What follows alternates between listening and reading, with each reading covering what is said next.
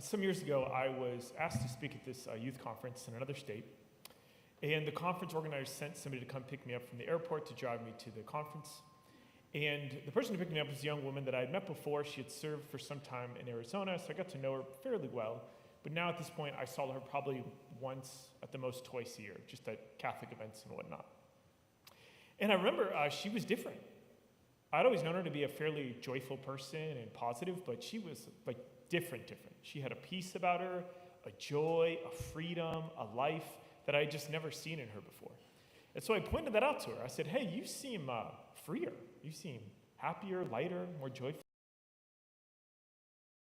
And I said, what do you attribute that to? She said, well, I've been sinning less and praying more. And I was like, oh, good idea.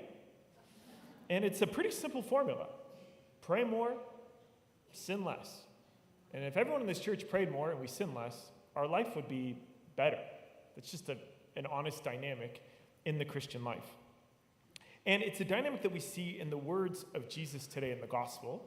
But I'd like to actually begin with this saying in the early church. In the early church, they used to say this: if you die before you die, you will not die when you die. You get it? I'll say it again. If you die before you die, then you will not die when you die. It's like this. If you die to sin before you physically die, then you will not eternally die when you physically die. Does that make sense? If you die before you die, then you will not die when you die. Now, you might think, where did they get that crazy idea from? Jesus. And in the gospel, he says this: I am the resurrection and the life. Whoever believes in me, even if he dies, will live. And everyone who lives and believes in me will never die. Do you believe this? And so to be a Christian means that we sacrifice for Jesus. And I don't know about you, but when I was a kid and when I hear the word sacrifice, that seemed kind of overwhelming and daunting. But what does the word actually mean? It comes from two words, saker, facere, to make holy. And what is holy? Well, that comes from a Hebrew word, kadosh, which means to be set apart. To be set apart.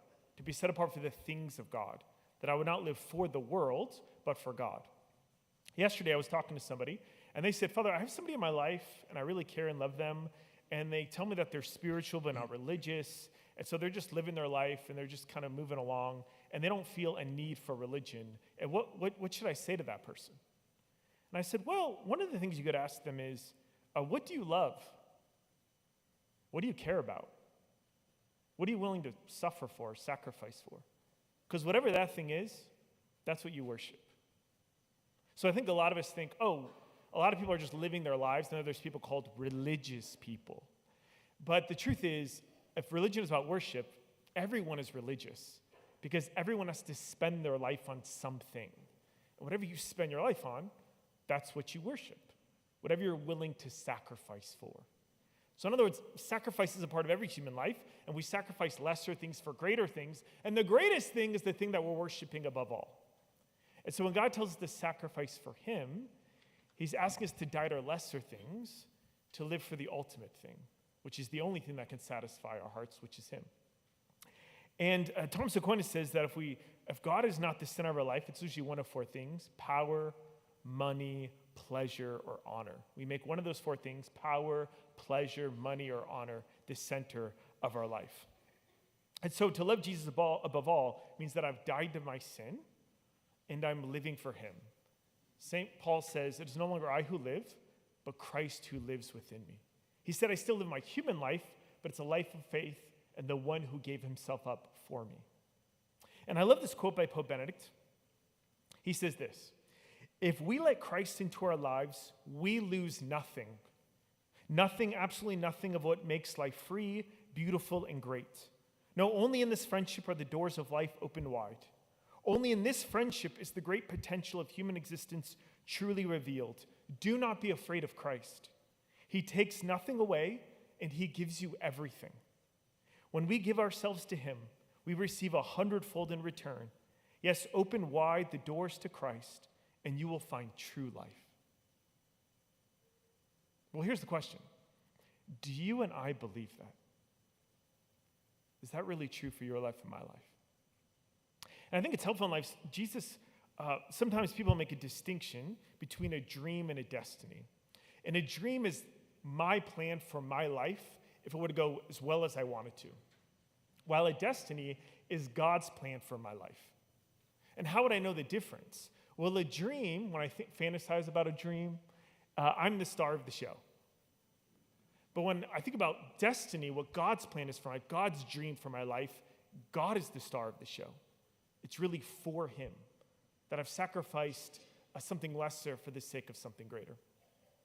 And an experience I've had in my own life of that, I feel compelled to share more and more of my personal testimony because we have our OCIA people here, these lovely people, who are coming to the church, God willing, in a couple weeks. And also we have Notre Dame prep students here, and I used to be the chaplain at Notre Dame, and I had my conversion in high school, so I just love that age. The potential is so astonishing. But anyway, some years ago, I may have already told you the story, but act like you haven't heard it before. It's new to somebody. Okay. Some years ago, I was asked to speak at a youth conference, and it was in New York. So I decided to go early, and I brought my mom, because I want to be a good son, and a friend of our family's named Angie. And so anyway, we're on Broadway, and we see Les Miserables. It was amazing on Broadway. And then afterwards, it's like 1:30 in the morning. And we go to the NBC studios, and at this time in my life, I'm praying sincerely for the country of Ireland and Jimmy Fallon. I have a Catholic friend, and he's like, hey, you should adopt a celebrity in a country, and you should pray for them. And I was like, okay, I'll try anything. Okay, I'll do that. And so I'd read this article about Jimmy Fallon. He was raised Catholic, fallen away. And so I wanted to meet him so I could share the gospel with him and invite him back to his Catholic faith. So I wanted to go to his show so I could meet him, to share the gospel with him and invite him back to his Catholic faith.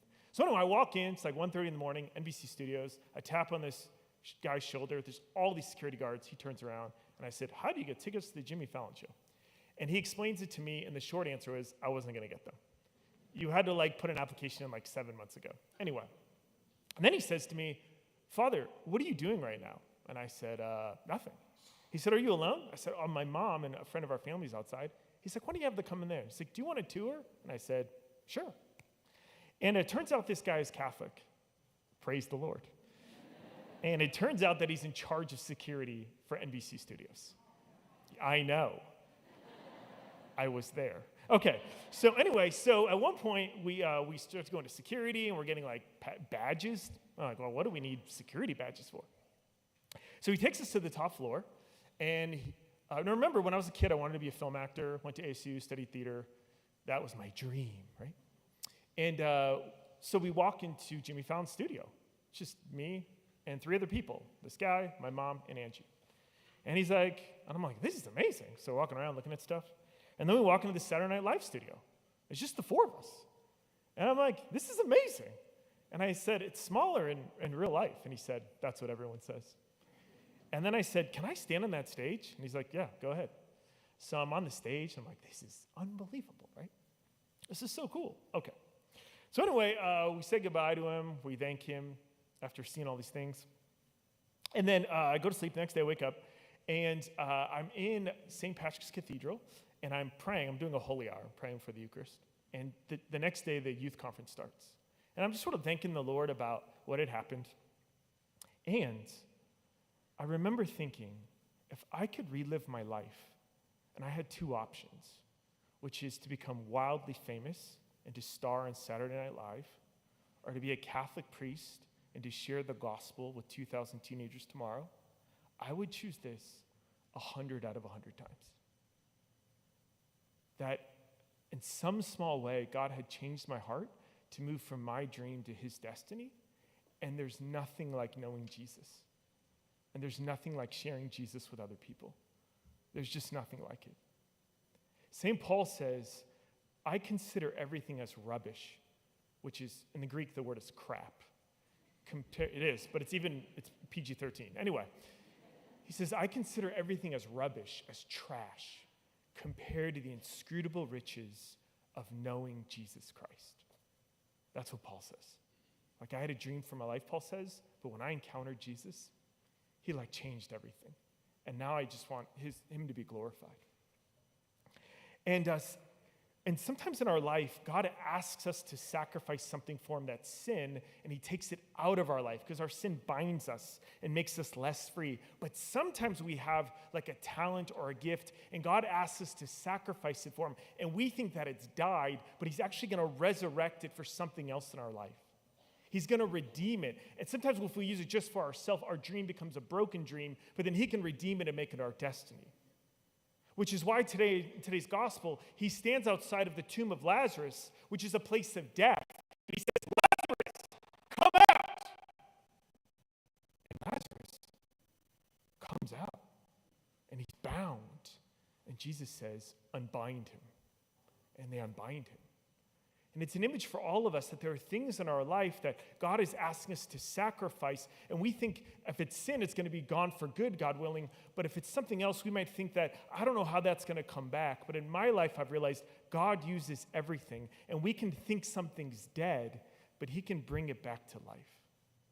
And he stands outside of places of death, and he says, come out, because I am the resurrection and the life.